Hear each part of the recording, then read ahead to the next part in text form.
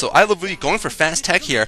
He's probably going to get some tanks out to deal with lurkers. I'm not sure how he suspects such lurkers, but perhaps he put a scan in the main base, or perhaps he's just a real cheater and he has map hacks or something. So I hope Jeju turns on his mineral hacks, or else this game's going to be a blowout. You might need to cancel some more larvae so you can get some more minerals. I am kidding, of course. And there's Jeju looking a little bit shocked and awed already, even though not much has happened in this game. He's basically just started off quite poorly, and he hasn't been doing much better since. And ILoveOOv might be walking over him. And oh, ILoveOOv is going straight for science facility here off of 2 bases. He's going to be going for those science vessels very quickly here. And Jeju so far has absolutely nothing to deal with him. He doesn't have a spire. He has 3 Hydralisks, I think, that are going to become lurkers. But once the science vessel gets out, of course, those lurkers are going to be greatly diminished in their ability to do any harm. And Jeju, of course, still does not have another expansion up. At this point, the Zerg player should have another expansion going on, and he should have about 9 Mutalisks in the air harassing the Terran player. But since Jeju has gone for this unorthodox lurker build, this slow lurker build, I don't think this is going to be very successful. Usually lurkers are employed during fast builds, or if the Terran player is sticking to a 1-base strategy, you might be able to pull off something like 2 hatchery lurkers, as Oversky has done often recently. But going lurker first against the 2-base Terran is quite difficult, and perhaps Jeju was trying to take advantage of the terrain in this map, because it is somewhat difficult to hold your natural expansion. Perhaps he thought he would be able to get lurkers in, but he really is too slow with these lurkers. He needs to push out, and finally he has 3 lurkers. But ILoveOOv probably already has 1 science vessel in the air, or building right now at least. Looks like this is Samsung Khan's team. There's Stork, by the way. I'm not sure if Firebat Hero was in that shot or not. This is January of 06, so I guess he was a pro gamer by then, actually. I'm not sure. But he was certainly very new if he was. I'm not sure if Jangbi was then on the team also. I knew Stork was doing quite well already, though. And it seems that ILoveOOv has a nice little block there with his troops. Oh, I see what's going on. Jeju has gone for a drop. So Jeju actually not playing as poorly as I thought. Maybe I gave him a little too little respect. And now he has research drop and speed for his overlords. So he's going to be going for a large doom drop here inside of UUV's base. Meanwhile, while I remember, everyone go and check out Klazert's account. He has an absolutely hilarious dual commentary that he's doing with his wife on Boxer versus Odin in the Pro League, and it's absolutely hilarious. And now ILoveOOv, sensing this is coming, brought a couple of Marines back. He manages to focus fire down one of those overlords, and actually 2 of the overlords getting killed. So a lot of forces, I think, were killed inside of the dropships, but still a number of troops remain. But however, there's just too few. ILoveOOv has definitely spotted this somehow, using his cheater abilities, his precognition, and oh wow, he cleans up this lurker drop with absolutely no problem. Basically, Jeju didn't do any damage at all. Just look at his face. He looks just absolutely confused. He has no idea what's going on.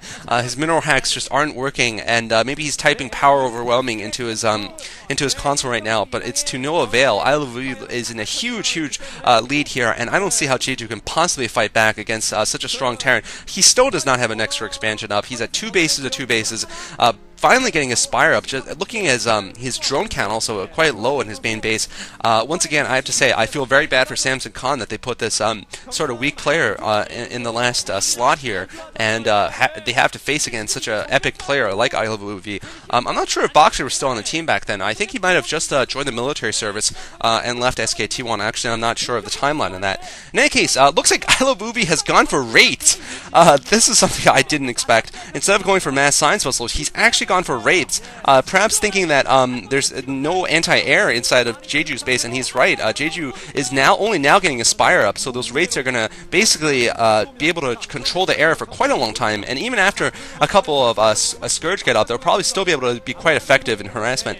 Looks like Jeju's got an expansion going up at the 3 o'clock position. He's also sending some troops southwards to use the south entrance to ILoveOOv's natural expansion. Here comes the attack. It looks like ILoveOOv this time hasn't predicted it's coming, and Jeju might be a little more successful this time than he was with the last attack, getting 3 lurkers down and stopping mining here at the natural expansion of ILoveOOv. Looks like he's aiming for the Comsat station, actually. That's a smart idea, but oh, raids coming in, probably cleaning this up, and Jeju, there's absolutely nothing Jeju can do here. I don't think he has any Scourge up, and there's the Samsung Khan coach looking pretty cool there with his sunglasses, but certainly it's just he's probably not feeling very cool inside. The Samsung Khan team will lose here, I feel. There's really nothing he can do. Jeju might be able to take down the refinery here, but that's pretty much it. One more scan, and that That one lurker will go down. Here comes the attack from Jeju into the front of ILoveOOv's troops, managing to pick off a lot of Marines. Actually, I don't know where ILoveOOv's science vessel went. I bet Scourge actually killed it off. And critically, ILoveOOv actually only has one comm station inside his main.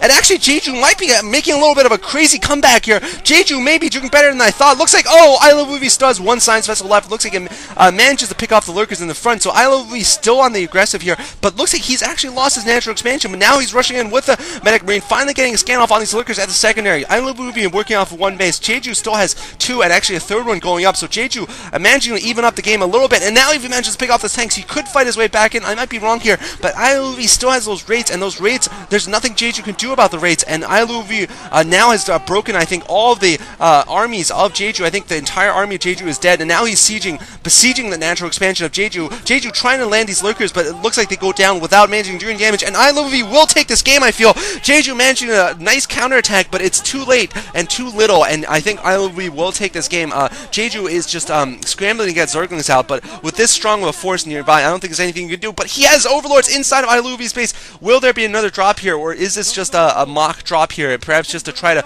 get ILoveOOv off? I don't know if there are any troops inside of this Overlord. Maybe Jeju is trying to distract ILoveOOv, but he certainly should have landed if he had any troops.